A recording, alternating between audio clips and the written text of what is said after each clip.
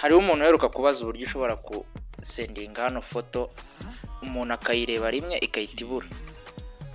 Hariho abantu benshi bakunda kubikorwaho cyangwa se ukabikorera nk'umuntu. No munsi ugiye kubikwereka hano uburyo ushobora kubigenza. Wowe urajya muri chat ya WhatsApp use nk'ugiye kohereza hari ifoto kandi hariya nyine kuri kariya ka galeri urebe hano ifoto iyo ari yo yose. Iyo wari ushaka kohereza hano umuntu katurebe nk'iyi ngiyi uyemezeho, urahita ubona hano hasi akantu ka rimwe iriho utudomo hano hasi ukemeza aka ngaka. Numara kugakanda urabona gahindutse gutya, uhita ukanda hariya sendi. Nuyohereza ifoto irahita igenda imeze nk'uku nguku ari akantu gatoya.